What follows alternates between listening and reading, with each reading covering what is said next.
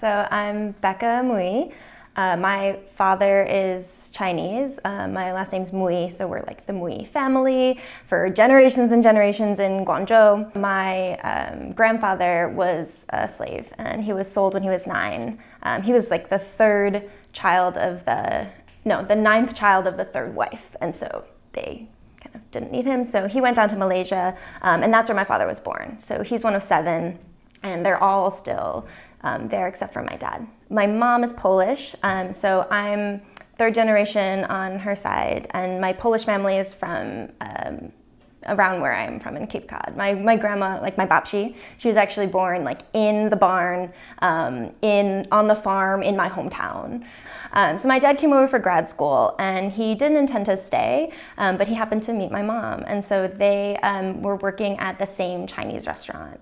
And he was a waiter and a bartender, and my mom was a waitress there, and it's called Chuck's China Inn, and so they met there. I'm from a really small town off of Cape Cod, so it is like very white, 97% white, statistically, and so really their marriage was a big deal, especially they met, in like the 70s, and my mom got a lot of questions about like marrying a Chinaman. That was like the time, but there was a time she said, people had asked and kind of like, why are you marrying him? And she was like, he's the best man that asked me.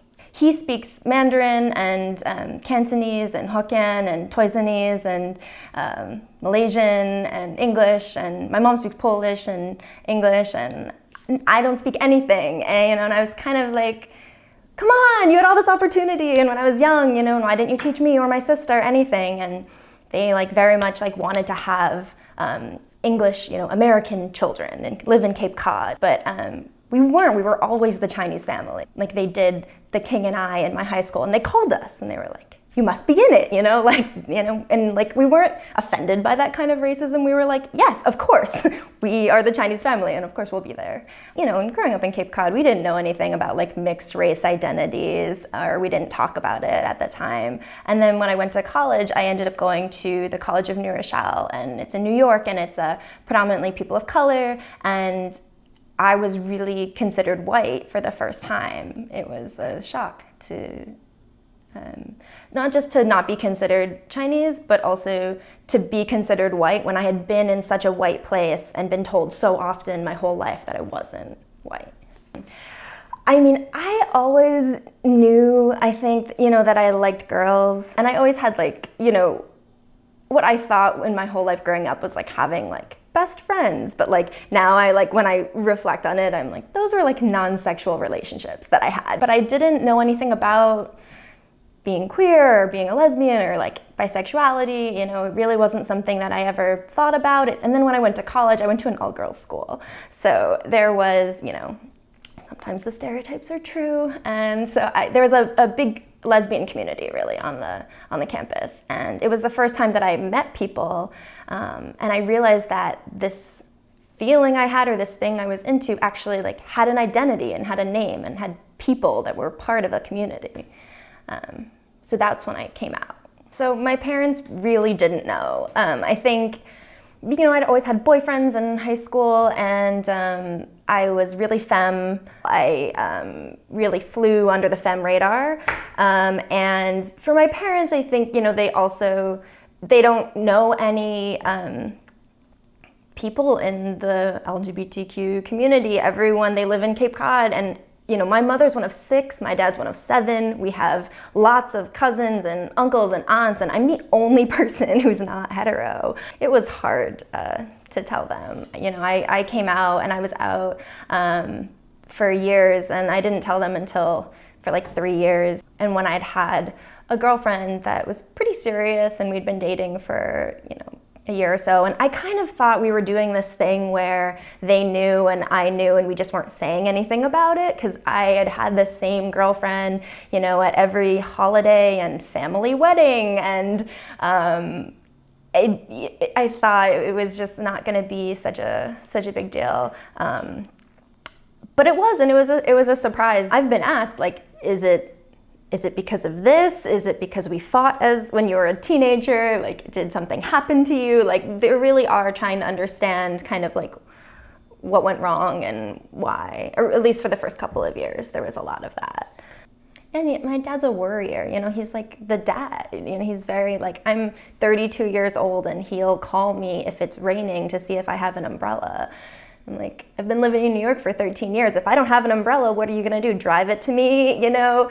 But I love that about him. You know, he worries about me because he loves me and he cares about me. And I think that's one of the hardest things when navigating it is that, you know, it felt like he wasn't accepting me, but it was out of love and concern and care and wanting to protect me and wanting to make sure that I have a job and that I'm not, you know, discriminated against and like hurt. Yeah, we are really close now. And I think really the change has just come with time. They've learned a lot. I think it just like took them time. And also right now, well, I work in like queer education advocacy. And so I've found over the time that I've worked here, like sending them little articles like of things I'm doing or things I'm learning and just like sharing with them a little bit and bringing them a little bit in has helped. There's this like American idea that when you come out, your parents and everyone should be happy for you because it like makes you happy and like that's what we're all here for as long as you're happy. And that just isn't a narrative in Chinese culture, in my family, in our practice. It's your life and you're here on earth not just to like feel happy and be happy, it's to honor your family and like continue your traditions. That is hard because it was really like making my own life decisions for me as if I'm this like individual entity, and that isn't really the way that I was raised and that I think my father is expecting me to be as an adult. Metaphors. The beauty of queer family, it is essential. And I think it's one of the things I really like about being queer in New York, because there's a lot of people here that aren't going home every Sunday. You know, like when you live in the burbs, it's like, or where I grew up, the way I thought I'd grow up, it's like Sundays is for family, and like you have your life, you know, for a certain amount of time, but when there's anything, you can go home. You go home for like all of these things, and like being here, being like 6 hours away from